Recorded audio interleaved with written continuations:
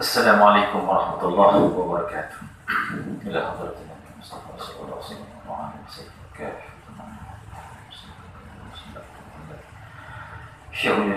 Al-Fatihah.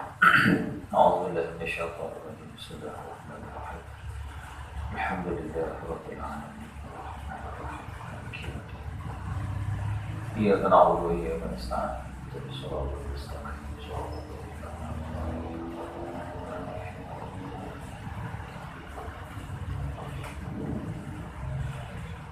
أعوذ بالله من الشيطان الرجيم. بسم الله الرحمن الرحيم. الحمد لله رب العالمين، والعاقبة للمتقين ولا عدوان إلا على الظالمين. أشهد أن لا إله إلا الله وحده لا شريك له، وأشهد أن محمدا عبده ورسوله. قال رب اشرح لي صدري ويسر لي أمري واحلل عقدة من لساني يفقهوا قولي. سبحانك لا علم لنا إلا ما علمتنا إنك أنت العليم الحكيم.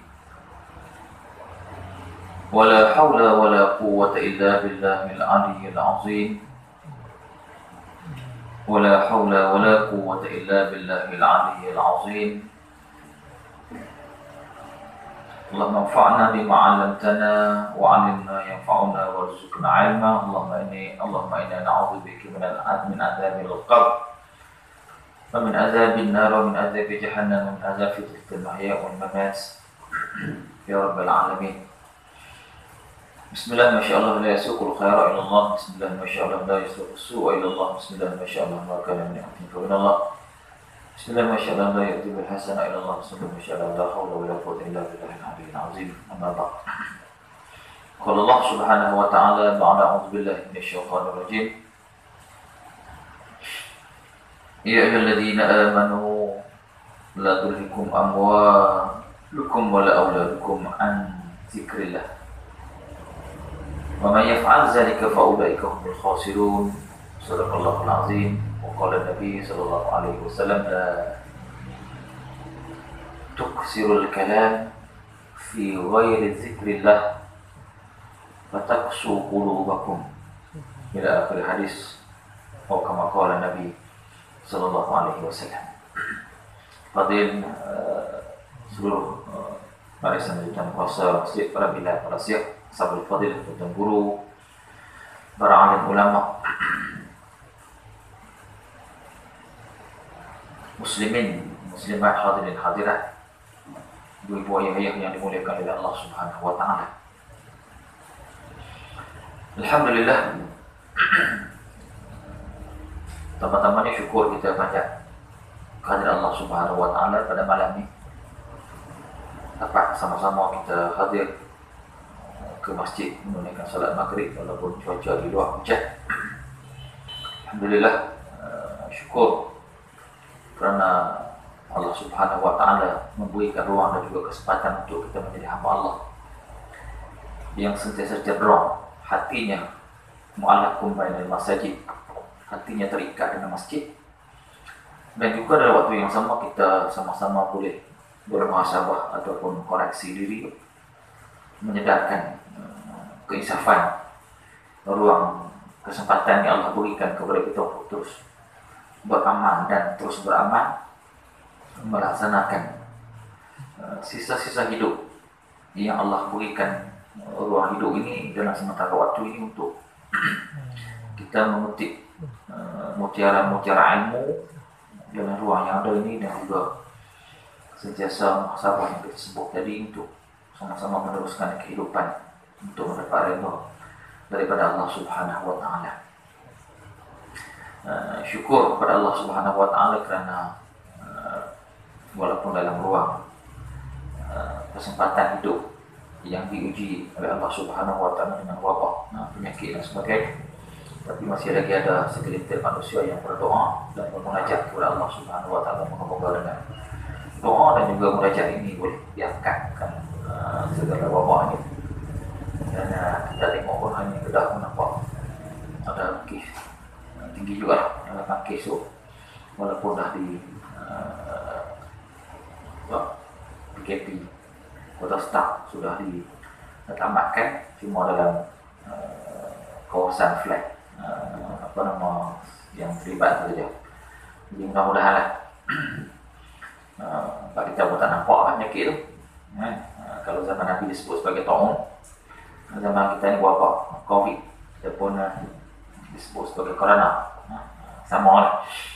Dan juga mudah-mudahan lah Allah Subhanahu Wa Taala mengangkat wabah ini segera dan dapat kita meneruskan kehidupan. Dan jangan jadi alasan pula. Tak main haji kita tu saya takut. Dia suruh pakai macam-macam, dia suruh duduk macam-macam, tak main terus. Itu pun haru buat. Dan itulah peristiwa akhir zaman yang bila Nabi menyebut apa Nabi kata tu, saya kata ala zaman Quran hanya tinggal nama, Quran rasmu. Wa masajidun amrah masjid ini orang seronok untuk nak cantikkan, melawakan masjid, tapi kosong, orang beramal di dalamnya.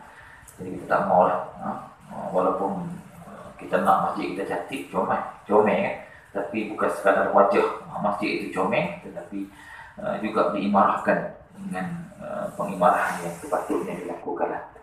Baik itu bila Allah Subhanahu Wa Taala sebut dalam mukadimah ayat yang saya baca tadi, alladzina amanu wa orang beriman, Allah kata la tulhikum amwalakum, jangan kamu dilalaikan oleh harta benda kamu, wa amwalakum, dan juga anak kamu, dan zikrillah, daripada kamu ingat kepada Allah. Banyak orang lupa dengan Allah disebabkan takut harta kuat, disebabkan sibuk dengan anak-anak, sampai dia tak main ngaji, tak main buat ibadat, tak main ada ruang lah kesempatan. Wa man yaf'al dzalika fa ulaika humul khasirun. Siapa-siapa yang melakukan perkara yang demikian itu, maka mereka itulah orang yang rugi. Jadi kita boleh ambil peringatan Allah ini untuk sama-sama kita tadabbur ataupun muhasabah diri lah, dalam kerangka kita hidup dalam waktu yang singkat ini. Kita sambung tentang hadis 40 hadis peristiwa akhir zaman. Hadis akhir zaman, hadis yang ke-14, hadis yang ke-14, 14 hadis apa? Ingat lah, 14 hadis dah. Bila kita sebut peristiwa hadis, peristiwa akhir zaman, tuan-tuan, mana-mana hadis yang menceritakan tentang akhir zaman ini, sama ada tentang fitnah ataupun tentang akhir zaman, dia akan mulakan dengan hadis Nabi, ya ti ala nas. Banyak akan kita jumpa lah, ya ti ala nasu zamanu, ataupun yushiku umami. Dalam banyak hadis kalau kita tengok dalam kitab ni, bila nak cerita tentang peristiwa akhir zaman ini, Rasulullah akan sebut mulakan dengan yushiku ala umami ataupun sayati ala zaman ila akhirnya. Itu bila mukadimah ataupun permulaan yang Nabi sebut itu, pasti benda itu akan berlaku di akhir zaman. Sama ada fitnah yang kita tengok. Sebab itu bila para sahabat, bila Nabi bacakan kepada para sahabat hadis tentang ni, Nabi kata sayati ala zaman. Sahabat dia takut, dia ketak, dia gemetar, dia gerut sahabat. Bila sahabat ni, bila Nabi SAW sebut tentang peristiwa-peristiwa akhir zaman, cerita tentang benda-benda ni, sahabat rasa takut, seolah-olah peristiwa tu nak berlaku masa tu. Sedangkan Nabi sebut ni 1400 tahun dulu. Main zaman kita ni, ada yang berlaku dah, ada yang tak berlaku ni. Dan pasti bila disebut oleh Nabi, pasti benda tu berlaku. Cuma bila berlaku tu Wallahu'alam. Walaupun peristiwa akhir zaman ni ada tanda-tanda akhir zaman, tanda yang kecil, tanda yang besar, itu ulama bahas. Tetapi itu bukan persoalan kepada kita. Persoalannya kepada kita, apakah kita memahami ataupun persiapan kita bila kita menceritakan tentang peristiwa-peristiwa akhir zaman ini. Yang Nabi SAW sebutkan beberapa hadis, banyak hadis yang diriwayatkan oleh para sahabat tentang perkara-perkara yang kamu kena ambil cakna, kamu kena ambil pengajaran ataupun aktibar. Sesungguhnya apabila Nabi menyebut cerita ataupun Nabi mengkhabarkan yushiku ala umami ataupun sayati ala zaman tentang peristiwa yang akan berlaku di akhir zaman, dan peristiwa itu benar-benar akan berlaku. Sebab tu sahabat ada takut macam Allah sebut, wa iza tuliyat alaihim ayatuhu zadatuhum imanan wa ala rabbihim yatawakkalun. Bila orang beriman, zadat, bila dibacakan kepada mereka ayat-ayat Allah, zadatuhum imanan, bertambah keimanan mereka. Dalam waktu yang sama, wa iza tuliyat alaihim ayatuhu zadatuhum imanan, bila dibacakan kepada mereka ayat-ayat Allah, zadatuhum imanan, bertambah keimanan mereka kepada Allah Subhanahu wa taala. Dalam waktu yang sama, ada mereka yang bila dengar kalam ataupun ayat-ayat Allah, gemetar, takut dengan janji-janji Allah Subhanahu wa taala, khususnya azab Allah Subhanahu wa taala. Begitu juga bila Rasulullah sallallahu alaihi wasallam sebutkan kepada kita tentang peristiwa-peristiwa yang akan berlaku di akhir zaman. Waktu Nabi cerita tu, Nabi hidup ni. Sahabat ni takut, sahabat ni bimbang. Waktu hadis ni dibaca pada ketika itu Nabi ada. Nama kita tak ada Nabi dah. Nabi tak ada. Nabi tak datang waktu ni. Tapi pada ketika Nabi baca hadis ni kepada para sahabat kalau datang Rasulullah boleh hidup waktu tu. Dan ingat, bila sampai zaman kita, bila selepas kewafatan Nabi, dan peristiwa tu Nabi kata pasti akan berlaku, sayati ala zaman. Mana kita sebut akan datang satu zaman, Nabi kata. Bila? Mungkin zaman kita, mungkin bukan zaman kita, mungkin zaman anak cucu kita, mungkin cicit kita, mungkin zaman tak tahu zaman mana. Dan ada peristiwa yang Nabi sebut itu dah berlaku di zaman kita, tapi kadang-kadang kita tak perasan, kita tak sedar. Pasal apa? Pasal kita duk leka dengan apa? Dengan dunia. Kita tengok apa nama orang Quran. Orang tak apa nak baca Quran. Orang tak apa nak baca. Orang baca Facebook banyak pada Quran. Orang baca Twitter banyak pada Quran. Orang baca benda lain. Baca surat khabar. Dia boleh baca surat khabar daripada muka satu sampai ke muka sukan. Dia boleh cerita.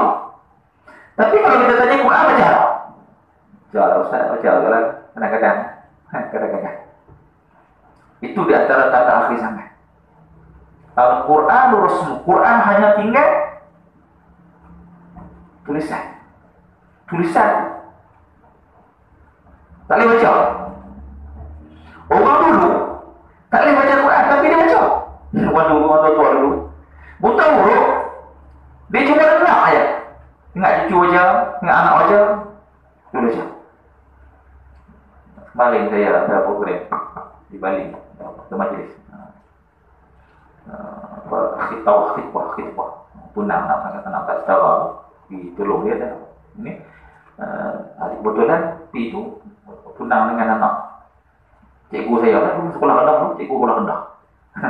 Dari cikgu sekolah rendah pi import dia pun umur dah kat 60 sihat baik. Nampak tak boleh jalan tapi ingatan kuat. Tanya ada berapa balik cikgu? Ada 3 hari Ustaz. Kau 90 dia. Makcik tu jalan pakcik jalan 90 dia. Tapi telinga tak dengar.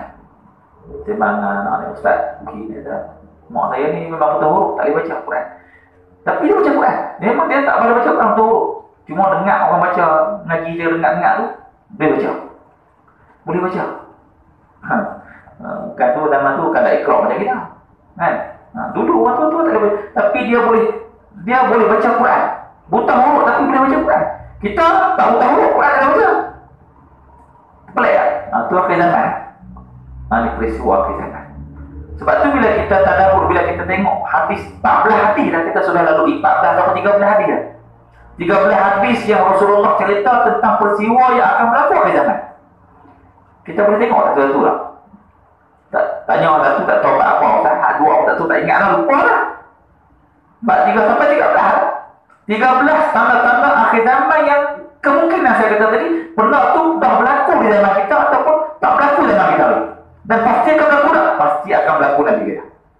Sebab tu bila para sahabat bila cerita tentang peristiwa akhir zaman ni, sahabat takut. Takut apa? Takut mungkin berlaku pada zaman tu, mungkin pada ketika tu Rasulullah wafat dah. Tiba-tiba berlaku dalam keadaan orang tak boleh tak ada panduan. Itu yang dibimbangkan oleh para sahabat. Sebab tu bila main zaman kita ni, zaman para sahabat tak para Rasulullah dia. Zaman kita ni, lepas tabi'in tak main para sahabat, tabi'in itu sampai kita ni. Tak ada. Rasulullah tak ada lah. Kalau kita tak mengaji hadis, kalau kita tak pernah dengar hadis-hadis Nabi, maka kita duduk dalam keadaan kita leka. Dalam keadaan kita lena, dalam keadaan kita jauh daripada Allah. Ni yang dibimbang, ditakuti oleh para sahabat. Sebab tu sunnah Nabi. Sunnah Nabi ni, okay, yang kita sebut Nabi tak ada, tapi sunnah Nabi kita kena buat. Kita kena beramal dengan sunnah Nabi. Yang mana kita tengok lah ni orang dah tinggal sunnah Nabi. Sebab tu Nabi sebut dalam hadis, Nabi kata siapa-siapa yang hidup sunnah aku ni dalam keadaan susah, dalam keadaan perik. Dan Nabi kata siapa-siapa yang hidup sunnah Nabi ini pasti dia akan dipenuhi dengan fitnah. Orang yang beramal dengan sunnah Nabi ini, Nabi kata dalam matan hadis, masuk hadis matan hadis itu masuk dia. Nabi kata siapa-siapa yang hidup sunnah Nabi ini, sunnah aku ni, dia penuh dengan fitnah. Dan Nabi kata pahalanya lebih daripada 1000 mati syahid. Orang yang hidup sunnah Nabi, pahala lebih baik daripada 100 orang mati syahid. 100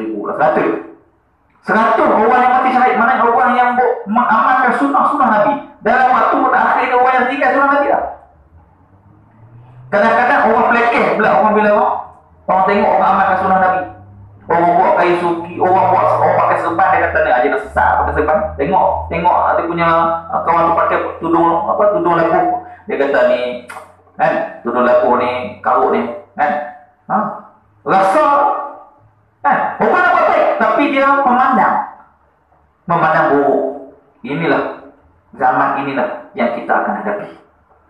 Sebab tu Nabi kata orang yang mengamalkan sunnah aku ini akan dipenuhi dengan fitnah.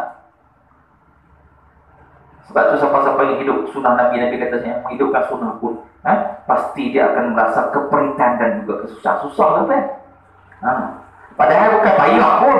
Sunnah Nabi kita bukan payah pun, kita lebih buat. Tapi saja-saja. Saja-saja. Sebab tu bila orang yang jaga agama ni, orang yang jaga agama, orang beranggapan dia tak selamat. Orang yang jaga agama yang disebut apa? Nabi kata al-mutamasik. Bidini yaum azan. Kalau qabidu ala jamri. Bila kamu nak pegang agama ni macam mana kamu menggenggam bara api yang panas. Nak jaga Islam, nak pegang Islam tu macam mana kamu pegang bara api. Macam-macam orang panas zero. Kita nak melaksanakan tuntutan agama, orang kata macam. Sebab tu Nabi kata kalau qabidu ala jamri. Dalam hadis Nabi kata kalau qabidu ala suq, tapi susah. Ini orang yang nak nak jaga agama. Maka kita akan pasti suasana ini saya nak sebut ialah berkait dengan hadis. Hadis yang bila Nabi sebut tentang akhir zaman ni, Nabi akan mulakan dengan ya'ti ala zamanun ataupun yushiku ala umami. Banyak hadis lah, kita jumpa ada 3 hadis. Kita akan jumpa. Okey, kita masuk hadis yang kita bicara hari ini. Hadis yang ke-14, qala musannif rahimahullahu taala wa nafa'na fil umur. Hadis 14 ni di manakah punca kebinasaan seseorang? Tuan-tuan, dengar. Mata dia panjang. Di manakah punca kebinasaan seseorang? Punca binasa. Pasal apa? punca ni pasal apa? Mungkin disebabkan kita lalai dan juga leka, disebabkan kita tinggalkan sunnah-sunnah Nabi. Di antara punca-punca yang menyebabkan kita jauh daripada apa nama Allah Subhanahu wa taala. Nauzubillah. Okey. Di manakah punca kebinasaan seseorang? Kalau misalnya Abi Hurairah radhiyallahu anhu qala Rasulullah sallallahu alaihi wasallam ya'ti 'alan nasi zaman la yaslamu li dinuhu illa man haraba bi dinihi min syahikin ila syahikin wa min juhrin ila juhrin fa in kana kadzalika lam tunalil ma'ishatu illa bi sakhatillah fa idza kana kadzalika kana halaqu ar-rajuli ala yaday zawjatihi wa waladihi fa in lam yakun lahu zawjatun wala waladun kana halaquhu ala yaday abawayhi fa in lam yakun lahu abawani kana halaquhu ala yaday qarabati aw al-jiran qalu kaifa dhalika ya Rasulullah qala yu'ayyirunahu bidhikr al-ma'isha fa inda dhalika yuridu nafsahu al-mawarid allati yuhliku fiha nafsahu atau kama qala Nabi sallallahu alaihi wasallam. Rawah Al-Baihaqi. Dalam hadis ini Nabi nak apa? Dalam hadis ini Nabi nak bagi tahu kepada kita beberapa perkara yang menjadi punca ataupun menjadi penyebab binasanya seseorang. Ini tuan-tuan. Hadis yang kita nak bicarakan pada malam ni berkait dengan apa? Berkait dengan kita. Berkait dengan kita.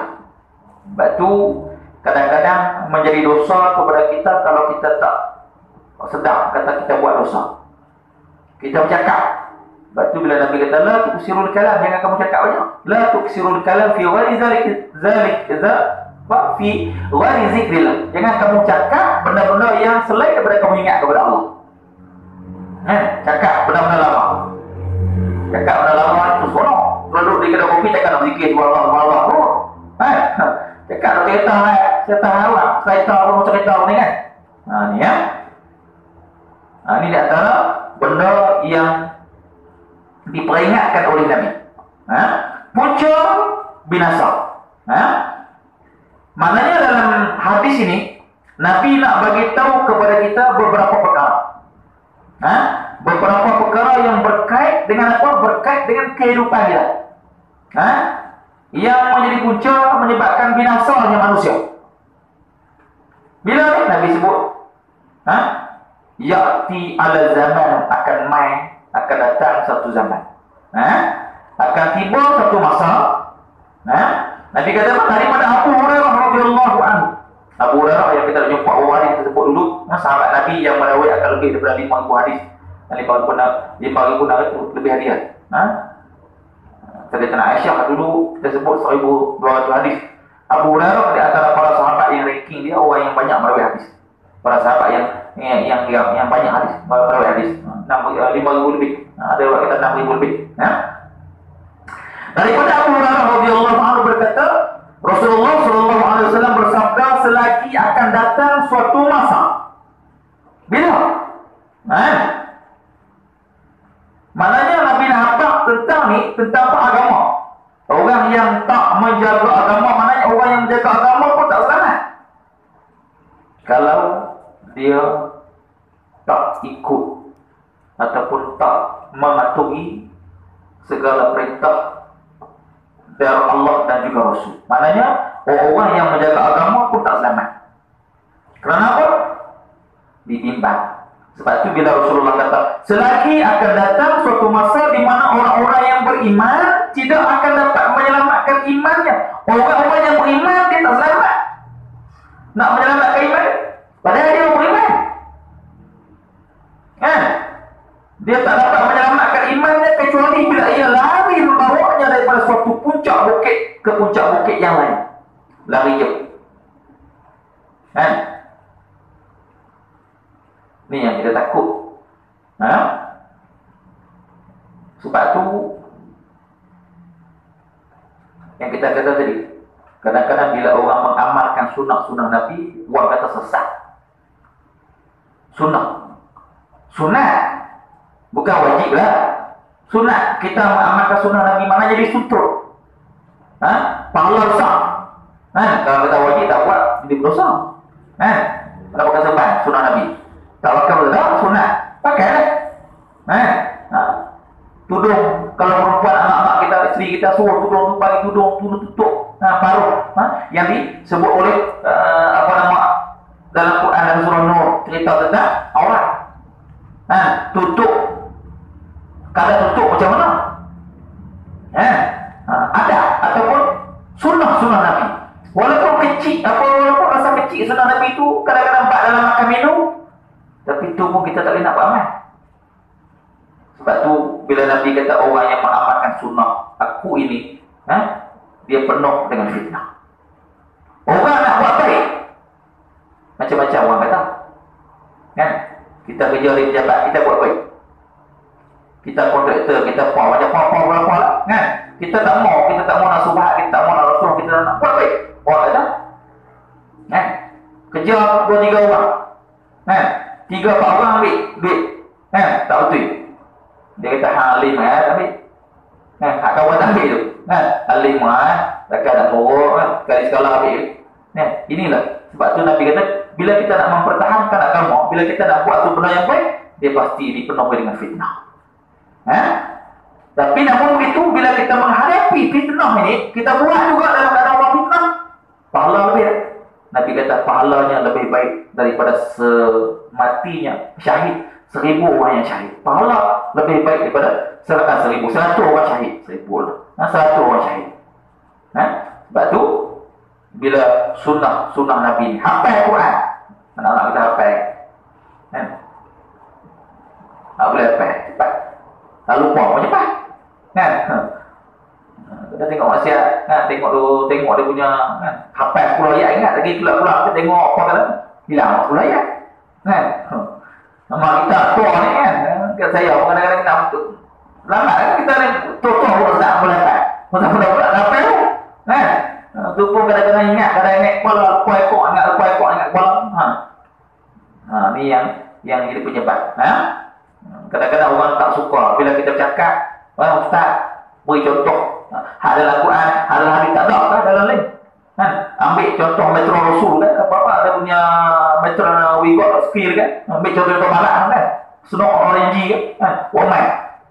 Dia orang mengaji orang barat kan, kita cerita pada sahabat kan? Dia kata bercerita sahabat tak ambil contoh-contoh kan. Ini maknanya dulu zaman jahiliyah, bila Rasulullah bawakan Islam untuk nak sebarkan Islam kan, pada peringkat awal para sahabat ataupun orang Mekah tak bersetuju dengan Nabi sebab menutup ibadat mereka semasa jahiliyah kan. Ini dulu zaman jahiliyah, bila kita tengok saya ingat hadis yang diriwayatkan oleh Huzaifah bin Yaman, hadis yang panjang. Huzaifah al-Yaman ini ialah salah seorang daripada sahabat Nabi yang penyimpan harta Nabi. Kita sebut kat tuan-tuan dulu, salah seorang sahabat yang merupakan orang yang menyimpan rahsia Nabi, Huzaifah al-Yaman ini. Huzaifah kata, kana nas yas'aluna Rasulullah sallallahu alaihi wasallam anil khair. Satu hari kan, Huzaifah al-Yaman ni dipak dengan Nabi kan, tanya kepada Nabi kan. Huzaifah al-Yaman tanya kepada Nabi, tanya apa? Satu hari aku bertanya kepada Rasulullah sallallahu alaihi wasallam anil khair, tentang kebaikan. Wa kuntu as'aluhu an syarr, adakah dia ada dalam satu masa itu ada kebaikan, ada keburukan. Apakah setelah kebaikan itu akan ada lagi kejahatan? Huzaifah bertanya kepada Rasulullah. Maka dijawab oleh Nabi, ya. Nabi kata akan muncul para dai, para pendakwah yang menyeru ke neraka jahanam. Barang siapa suruhannya mereka, maka mereka pun akan menjerumuskan mereka ke dalam neraka. Nabi kata.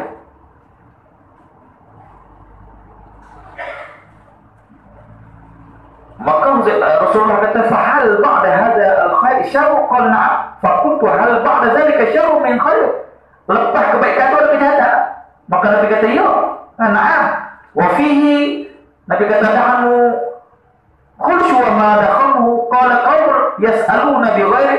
Nabi kata, "Sana'ti wa yahduna bi ghairi hadai bi ghairi hadihi ta'rifu minhum wa tankizu." Faqultu hal ba'da zalika khair? Bila Hudzaifah kata kepada Nabi, tanya, aku tanya kepada Rasulullah, maka Rasulullah sebut, ya Rasulullah sebutkan ciri-ciri mereka. Ini, mereka ni bila buat baik, lepas tu buat jahat, lepas tu buat kebaikan buat jahat. Ciri-ciri mereka ni apa? Makanya Nabi kata, mereka daripada kulit-kulit golongan kita, golongan yang berbicara dengan bahasa kita, bahasa kita. Orang kita kalau Melayu kan, kalau Arab, maka aku bertanya lagi, apa ada pada perintah kepadaku? Maka dijawab oleh Nabi, wahai Rasulullah, dahulu ni kami berada dalam keadaan jahiliyah, dan kami ni orang yang melakukan kejelekan, benda yang jahat, lalu Allah mendatangkan kebaikan kepada kami. Maka dia tanya, apakah ada lagi kebaikan lepas tu akan datang selepas tu? Keburukan pula? Maka Nabi mengiyakan. Dan bila disebut wa yatakallamu bi alsinatikum, cakap mereka macam kamu cakap dalam hadis tu. Nabi kata, wa yatakallamu bi alsinatikum, mereka ni cakap bahasa macam kamu cakap. Ta'rifu minhum, mereka kenal sesama mereka. Ini. Maka Nabi Rasulullah menceritakan hadis yang diriwayatkan Hudzaifah ini. Nak cerita apa? Nak cerita kadang-kadang orang menyembunyikan sesuatu di sebalik keburukan yang dia buat. Dia buat benda jahat tapi nampak macam baik. Buat benda tu benda tak baik tapi nampak seolah-olah macam baik, macam bagus. Di kalangan mereka, kopi kata Imam Baghawi. Contoh lepas sini lah kan. Nampak. Sebab tu Rasulullah sebut hadis macam panjang. Cuma khulasahnya nak sebut apa? Nak sebut kata pasti akan ada satu masa payah orang nak beramal dengan Islam. Payah orang nak beramal dengan Islam dan disebut sebagai ar-rashi wal murtashi yulhaqu fi nar. Ada disebutkan pemberi dan juga pemakan rasuah dan juga penerima, orang yang beri rasuah dan penerima rasuah itu yulhaqu fi nar. Mereka akan pasti dihumah ke dalam neraka. Sebab tu Islam ni orang nampak macam payah. Sebab nu tak boleh buat, nu haram, semua tak boleh buat. Dia nampak boleh buat. Hanya orang yang memahami tentang Islam. Sebab tu Islam ni pegang, kita sebut orang kali dah peganglah Islam itu kuat-kuat. Kerana musuh ni sentiasa nak merosakkan, nak memecah belahkan orang Islam. Sebab dia tak boleh melihat Islam itu bersatu. Ini sampai zaman Nabi dulu ni. Sampailah kepada hari kiamat ni, pasti orang akan iri hati dan juga cemburu tentang Islam. Zaman-zaman lah kan tengok berduyun-duyun orang masuk Islam, orang-orang Eropah, orang-orang Barat yang sedar menerima Islam ni bukan seorang dua, berduyun-duyun, menyebabkan orang-orang kufar, orang kafir ni rasa bimbang, macam tercabat. Sebab itulah disebut oleh Nabi payah orang nak beramal dengan Islam, tapi dalam waktu yang sama dia kita kata lah, nak pakai tudung. Saya pergi satu hotel, jumpa dia sembang-sembang tu satu orang budak tu, dia resepsi hotel, kerja di depan. Dia kata, dia tengok ustaz tu, dia tanya, macam mana nak tanya, saya ni kerja bila bertugas kena buang tudung. Balik saya nak pakai, sebab saya memang saya bertudung, tapi bila main bekerja di hotel tu kena buang tudung. memang manager suruh syarat dah betul. Dia kata macam mana? Kan? Dia kata tak boleh lah. Haram.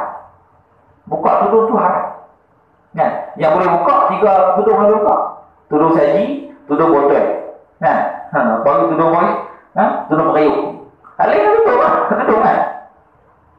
Tak boleh. Sebab dia kata memang syarat dia duduk.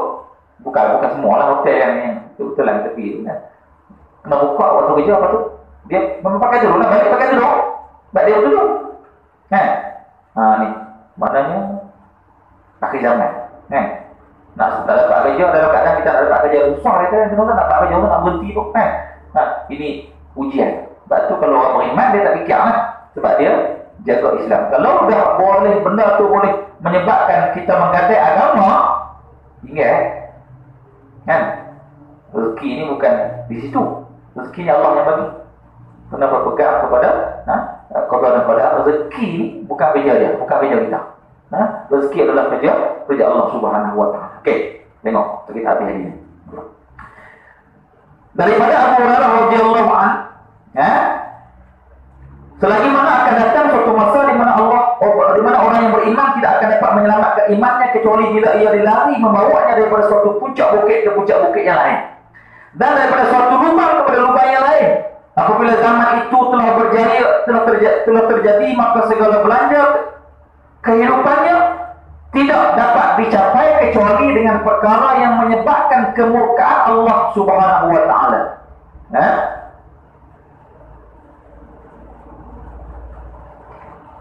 Maksud dia pada tu maksud dia ialah kita nak sebut orang beriman ni, orang yang ada jadi baik ni, kan? Pasti kita kena akan melalui perkara-perkara seumpama ni. Biasa kita tadi lah, bila kita nak buat baik, bila kita nak berubah, bila kita nak meninggalkan satu yang haram, kan? Pasti susah, kan? Payah. Dia tadi lah, kerja. Tapi oleh kerana aku fikir kalau aku tak berhenti kerja nak makan apa? Buka dulu. Dia menggadaikan. Tetapi panduannya, sebab tu kalau kita tengok dalam satu hadis, kalau tak silap saya hadis, ya Rasulullah sebut innallaha thayyibun la yuqbalu illa thayyib. Rasulullah kata sesungguhnya Allah itu baik dan Allah menerima benda yang baik. Panjanglah hadis tu cerita tentang apa? Seorang lelaki summa zakara rajulun yutilu safar, lelaki yang bermusafir, asy'arul, Nabi kata asy'al al-barhu yang mudu bidaini ila sama. Dia berjalan bermusafir, lepas tu dia angkat tangan, angkat tangan, yang mudu yadaihi ila sama, ya Rab, minta ya Allah, minta apa? Minta Allah beri rezeki dia, minta pertolongan daripada Allah. Tapi Nabi kata dalam waktu yang sama, wa ma'amuhu haramun wa mashrabuhu haramun wa malbasuhu haram, makanan yang dia makan daripada sumber yang haram, minuman yang dia minum daripada sumber yang haram, pakaian yang dia pakai daripada sumber yang haram. Wa wujibil haram fa anna yustajabulah. Nabi kata macam mana Tuhan nak terima tu tuan-tuan. Nabi apa? Bukan saya sebut, Nabi sebut. Nabi cerita tentang apa? Tentang manusia yang mana dia ni musafir. Orang musafir ni antara orang mustajab doa dan mereka yang bermusafir. Kita berjalan jauh, waktu tu kita angkat tangan berdoa. Di antara ulama kata doa dimustajabkan oleh Allah. Dalam bab ni, dalam hal ni laki-laki ni musafir lah. Pakaian dia pun apa khusus pasal dah jalan jauh berdebu. Panjang dia tu. Dia sebut asy'adul al-barhu yang muduhu biadaihi ila sama. Kemudian dia angkat tangan minta ya Rab, ya Rab, ya Rab. Nanti kata wa mat'amu haramun wa mashrabuhu haram wa malbasuhu haramun wa muzil haram. Cuba yang dia gunakan haram, macam mana Allah nak terima? Sebab itulah bila Nabi kata apabila zaman itu telah terjadi maka segala belajar kehidupannya tidak dapat dicapai kecuali dengan perkara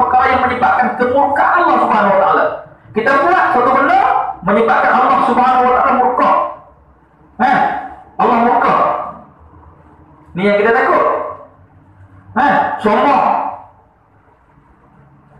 Bimbang tuan kan. Peristiwa-peristiwa yang kita tengok berlaku mutakhir ni. Kadang-kadang ayah dibunuh oleh seorang anak. Anak sanggup membunuh pak dia.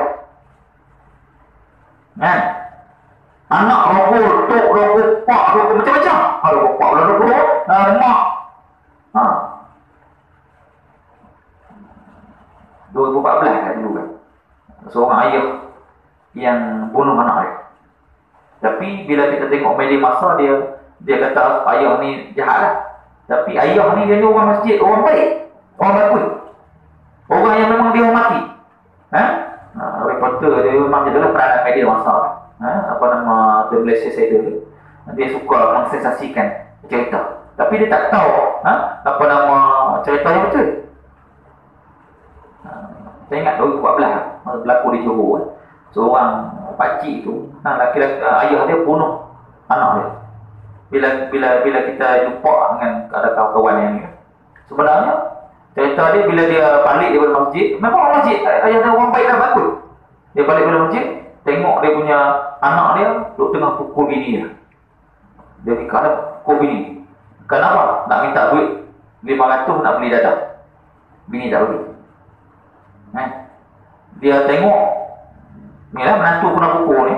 Anak dia pukul dia punya bini dia. Kan? Tak sabar dia sabar. Dia ambil dia punya parang samurai tu. Kan? Pancung. Ni lah kator. Mati dia tu. Lepas tu dia heret pergi tanah. Pergi tanah. Okay, ni tu. Karena bila report orang kata mati ni, polis cari jumpa mayat tu. Dan bila polis tengok muka dia punya mayat tu sama lah. Macam pakcik tu lah. Pakcik tu memang dia pun kenal lah. Orang baik, orang bagus. Orang bagus. Maknanya pada waktu tu mungkin yang hilang jangan dan sebagainya, marah dan sebagainya kan. Benda nak kan? Sebab tu bila Allah sebut tadi kan innamal amwal, ayat Al-Quran, innamal amwalukum wal auladukum fitnah. Sesungguhnya harta dan anak kamu itu menjadi fitnah kepada kamu. Tak tahulah, kita tak tahulah. Ni kan, sebab tu bila zaman-zaman kita ni kita berfikir cari dunia, cari rezeki. Dia kata kalau kena hidup ni kena cari kan, kalau tidak papa kadang nak tolong kita. Kan, kita sebut dah kaya ni bukan mana mesti banyak duit. Kan? Kaya tu bukan mesti banyak duit. Kadang-kadang kaya Allah beri nikmat kaya dari sudut anak. Anak bagus. Saya macam baik saya pergi jumpa cikgu saya kan. Anak dia 12 orang. 12 orang. Cikgu dia lah yang saya pergi minat makan. 12 orang. Tetap mendengar dia punya saya tahu bila yang kerajaan yang anugerah yang diberi oleh orang Kedah lah. Yang anak dia 16 orang tu. Esah bin yang pernah diberi anugerah di Kedah hari tu ni. Yang anak dia ada 16 orang anak. Semua dia. Bila kita pergi sembang dengan dia, dia kata makcik ni susah dulu. Waktu tu makan pisang kan. Pisang lecek pisang. Bukan tak makan bila beri makan pisang kan. Anak ada 16 orang ada berapa semua je dia. Memang susah. Saya ingat tahu bila dia punya dalam surat khabar anugerah ibu ni Esah bin yang berjaya mendidik anak dia 16 orang anak semua je. Tapi bila kita pergi jumpa ada sembang dia, sejarah hidup dia memang susah. Zaman dia tahu tak mari makan pisang. Dia makan pisang tu memang teruk lah. Susah. Tapi tak. Bila kita tengok dan benda-benda zaman kita ni macam-macam lah. Fitnah ni macam-macam. Apa yang ayah kena kapak kepala kat Kelang dulu. Peristiwa berlaku di Kelang. Ayah kena kapak kepala. Kenapa kena kapak kepala? Sebab itulah bila Allah kata innama amwalukum wa auladukum fitnah. Sesungguhnya harta kamu dan juga anak kamu menjadi fitnah. Kadang-kadang dengan harta berebut, berkelahi, bergaduh, tak cakap. Adik-beradik, kenapa harta lah? Anak kadang-kadang menjadi puncak. Sebab tu, bukanlah kata tak boleh nak belah anak. Nak anak, kita buat anak pula padanya nak abang kita. Kan? Kekayaan tu bukan maknanya mesti kaya atau harta namanya duit yang banyak. Rumah besar, kereta besar, semua besar. Tapi kekayaan itu bila rumah tanggahan bahagia, kaya. Anak-anak bagus, anak-anak cerdik, anak-anak pun tak ada masalah. Okey. Tak ada, tak kaya tak apa, tapi hidup tak sabuk, hidup tenteram, hidup tenang. Itulah rezeki. Rezeki Allah bagi kat kita, bukan rezeki itu maknanya mesti dapat duit ringgit. Orang banyak duit pun kadang-kadang sabuk banyak. Dah bunuh diri. Orang kaya dia sabuk. Hutang anak sabuk tengok anak penipu bunuh diri. Orang dulu kan dia patah dia punya viral kan, ada seorang perempuan nak terjun bangun, nak terjun dia punya jabatan bola binaan kedua. Dan orang lelaki-lelaki tu pisah pak bukan tangan. Saya bila jumpa kan dia tak terjun dulu lah. Berhenti kata. Orang Melayu pakai tudung, orang Islam pakai tudung. Nak terjun. Budak tu bapak ada kau. Kalau ada masalah semua orang masalah dah. Semua ada masalah. Budak tu pakai dengan surat pendek bila sihat. Nak selamat semua kan. Ni, nak terjun bangun nak terjun dia punya jabatan yang kedua. Paki kata macam kita pun tak tahu. Maknanya kalau kita tak tahu, kita tak ada agama, jangan lah ni. Nak mengaji di mana-mana kesedaran tapi ni lah. Punca kita tak tahu apa dia. Ada kuliah kita minta berlindung dengan Allah Subhanahu. Okey, sambung. Dan apabila ia telah terjadi, maka kebinasaan seseorang adalah berpunca daripada mengikuti kehendak isterinya dan anak-anak. Kadang-kadang rosak dengan bini, dengan isteri. Ini punca-punca yang menyebabkan kita selalu sebut isteri menjadi penyebab kadang-kadang masuk neraka. Dan Nabi sebut kalau seorang suami yang bersikap dayus menjadi penyebab dihumban masuk ke dalam neraka. Anak-anak mengikut kehendak isteri dan anak-anak. Kalau ia tidak mempunyai isteri dan anak, maka kebinasaan adalah berpunca daripada mengikuti kehendak kedua orang tua dia. Sebab kita sebut tadi kan, ketika tu kalau fikir al-halal wal-haram, halal mana haram mana? Punca. Susah kan? Zaman kita, zaman yang mencabar. Walaupun kemudahan teknologi yang banyak, tetapi banyak rosak. Teknologi ini menyebabkan banyak anak-anak remaja rosak dengan teknologi. Bukan salah teknologi itu. Baguslah kita perlu internet, kita perlu semua. Sebab zaman lah ni, kalau ngaji universiti pun kali universiti kena guna online dan sebagainya perlu ada. Tak perlu internet lagi dia kata kita berdua rumah. Boleh pun ada dua lebih sama-sama. Dua layar ni foto yang pelik-pelik, kita pening. Kenapa pun tak tahu apa pun tak tahu apa. Nak pakai serang budak-budak kau suka apa? Habis. Ni yang kita takut, yang kita bimbang. Tetapi ingat, kalau anak-anak itu dididik dengan agama. Ni. Sebab tu Nabi sebut, maknanya didikkan agama. Kalau hang didik daripada awal pendidikan itu dengan agama, pastikan makan minum yang kita nak suap tu dengan suap benda yang haram, dia menjadi mudah untuk kita mendidik. Malam-malam anak-anak kalau tengok lagi anak-anak lagi dia berletiak kita. Anak pak kalau berletiak dengan anak. Lah. Kita dulu tak berani. Nak kuat kepala tak berani. Dia bubung dengan kayu 3-2-3 apa?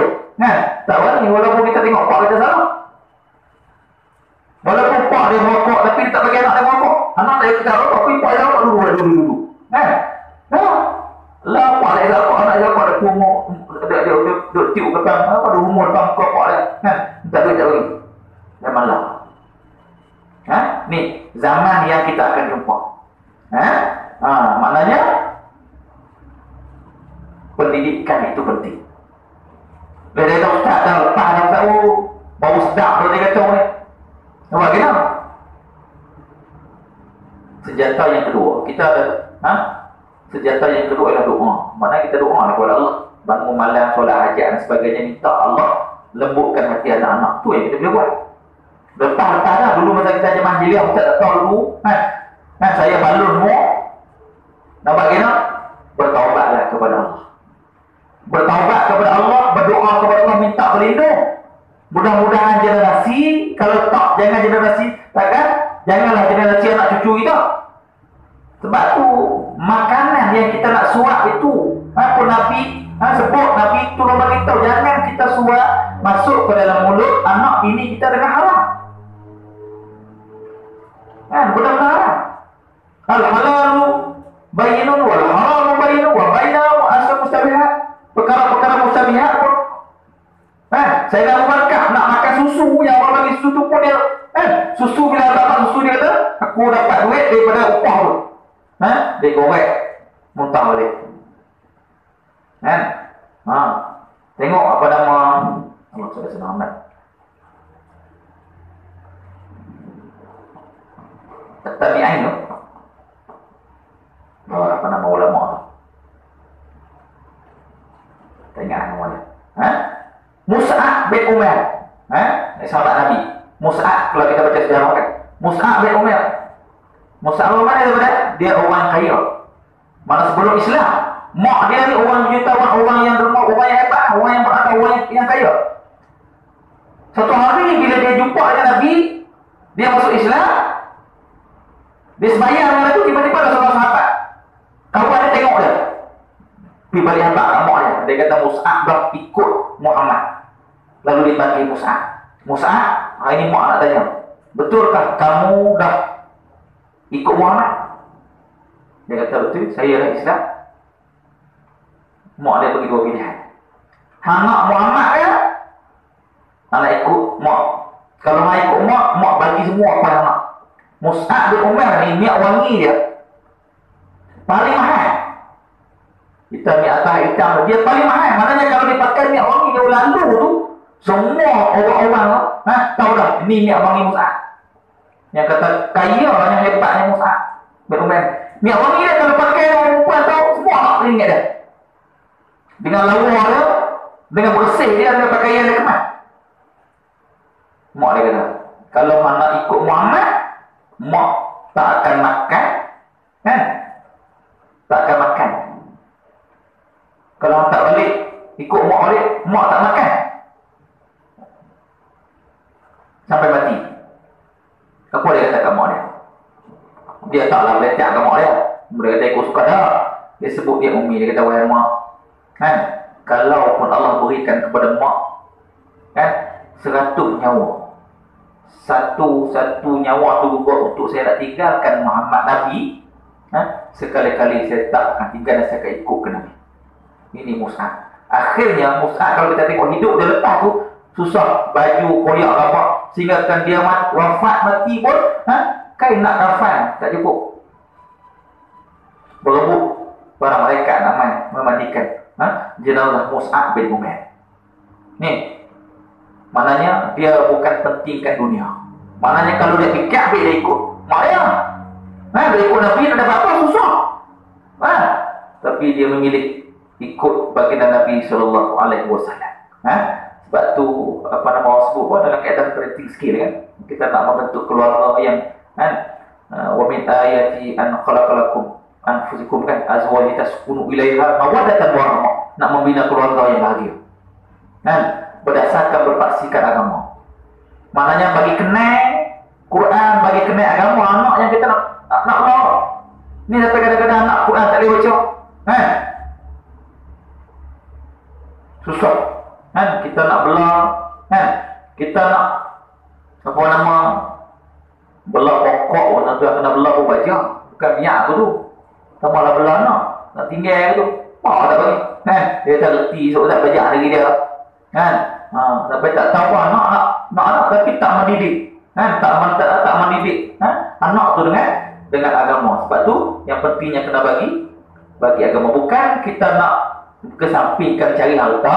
Kan harta carilah. Tapi matlamat bukan kita nak mengejar harta. Harta itu cuma sebagai sedikit bekalan untuk kita nak hidup. Yang pasti kita nak bertemu dengan Allah Subhanahu wa taala, nak bawa amal ibadah kita. Yang itulah yang Allah akan nak tengok kita nak selamat dunia, kita nak selamat akhirat. Okey. Tu. Tambah sikit. Kita bunyi. Dan jikalau orang tua sudah tiada lagi, maka kebinasaan adalah berpunca daripada mengikuti kehendak kaum kerabat atau jiran. Maknanya kadang-kadang fitnah wasak disebabkan isteri, wasak disebabkan anak, wasak disebabkan oleh orang tua, wasak disebabkan oleh apa? Oleh jiran, kaum kerabat, adik-beradik, dan disebabkan oleh jiran. Ni punca binasa. Punca kebinasaan ini kaum kerabat. Kadang-kadang kita sebut ini habuk harta. Saya teringat bila saya baca kisah yang almarhum Guru Harudin tulis tentang kehidupan keluarga dia. Ayah dia kan, ayah dia mau panggil Lepetin ni, masa di Perlis ni, mau Lepetin, kamu mau kenal Lepetin. Ustaz Hasanuddin, Harudin dan juga seorang lagi orang apa nama tu? Maksudnya nama. Ada 3 orang. Ayah dia ni dulu kan zaman dulu tu jenis penerangan buat pi apa wayang pacak. Wayang pacak tu penerangan pakai nak tunjuk wayang ke pakai penerangan apa kita apa ni. Dia tak pernah tengok. Pengen tapi tak pernah pergi tengok. Wayang pacak ni lah. Biasanya orang buat wayang dulu wayang pacak. Dia tak tengok. Nak jaga anak. Dan bila orang ni kata bila balik perlimpaan keluarga, dia mesti ada giliran untuk beri tazkirah perlimpaan keluarga. Mesti beri tazkirah. Maknanya 3 hari dia buat. Apa tu nama tu? 3 orang. Saya lupa nama dia. Karija dia umpan anak lelaki tu. Yang sulung masuk. Beri tazkirah. Maknanya anak cucu dulu. Gila. Saya tak tahu. Ni, nak jadi sampai anak cucu tu, maknanya generasi dia tu, mana anak cucu semua baik. Betul. Yalah kan, kita ambil contoh tu lah, kita nak buat tadi. Tapi tu nak sebut. Maknanya sebut jiwa-jiwa orang ulama ataupun jiwa-jiwa orang yang ada didikan agama. Wah, mak tu. Bukanlah susah tu bukan alasan. Boleh mendidik anak tu sampai berjaya. Ni sebab tu dia disebut, maknanya kadang-kadang disebabkan kaum kerabat kawan-kawan kan. Boleh disebut dalam hadis Nabi itu, Nabi kata apa? An-nazaru min dunihi fi umuri dunia kan. Hanya yang kamu melihat kepada keduniaan semata-mata kan. Lihatlah apa yang Allah peringatkan kepada kita. Sebab tu kawan-kawan juga ataupun orang apa? Kira ni kawan-kawan ini juga menjadi penyebab kita rosak. Tadi Nabi sebut dalam satu hadis tu.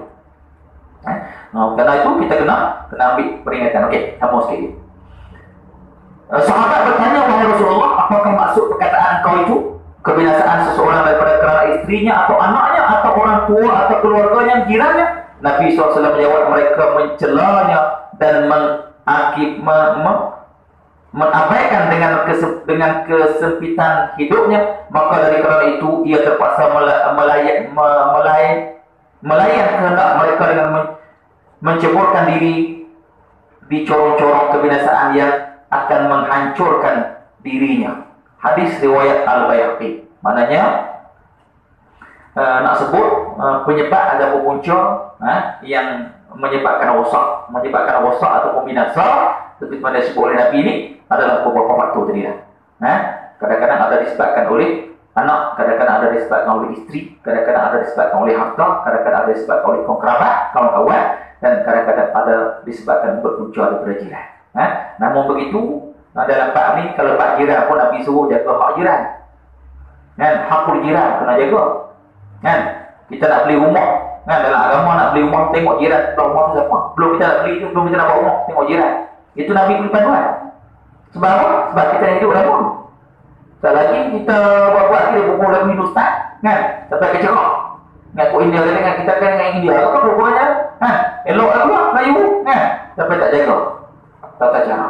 Sampai dan kita nak beli rumah pun kena tengok jiran yang kita nak buat. Nak buat rumah tu tengok jiran sebelah sama dia. Nanti kita tak nak marah pula. Dan ni kan, tak apalah dah buat dah lemuk itu matlamat kita betul kan. Tapi nampak kata panduan agama tu. Nak buat rumah tu Nabi kata tengok jiran. Hak kita nak buat siapa dia jiran kita. Kerana apa? Kerana hubungan. Sebab jiran tu, jiran macam adik-beradik juga. Kena jaga, ada hak-hak jiran yang perlu kita kena jaga. Kenapa? Kawan. Kawan-kawan pun juga kita kena jaga. Kawan takut menjadi penyebab apa nama? Rosak. Menjadi penyebab ataupun rosak.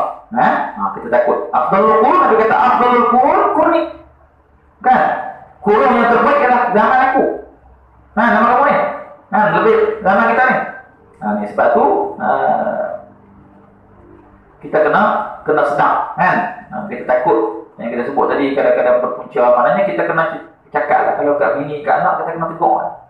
Kita tak mau macam mana bila Nabi cerita tentang dalam peristiwa Isra wal Mi'raj kan, wanita yang disiksa disebabkan oleh pengabaian suaminya. Wanita yang disiksa, wanita kufur terhadap suami. Para isteri kan, kita anak-anak, kalau kita berusahakan anak kita nak nikah tu, kita kena apa menjaga.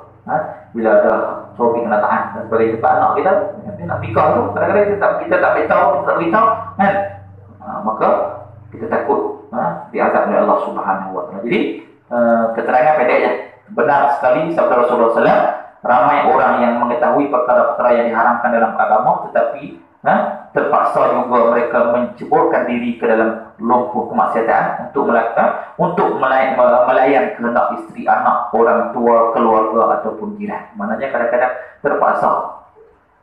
Sebab tu kalau orang beragama dia mesti tegas. Agama ni orang agama tegas, Islam ni kena tegas. Kalau haram tak boleh, haram ke halal tak boleh. Maka kita kena pakat-pakat jaga. Antum alamu bi umuri dunyakum. Kamu mengetahui dengan apa yang bidang-bidang. Sebab tu bila Allah kata antum alamu bi umuri dunyakum, kamu lebih mengetahui dengan perkara-perkara yang dunia kamu. Bila kaedah disebut tu, kaedah apa? Al-aslu fi asya' al-ibham. Kalau kita belajar kaedah fiqh disebut apa? Al-aslu fi asya' al-ibham. Semua asal perkara tu semua harus. Dia boleh jadi haram, dia boleh jadi wajib, boleh jadi makruh. Kena tahu kaedah yang disebut oleh ulama kepada kita. Jadi pada malam ini kita bicara tentang apakah punca yang menyebabkan binasanya seseorang. Jadi kita kena tengok kalau hal lepas tengok yang ramai.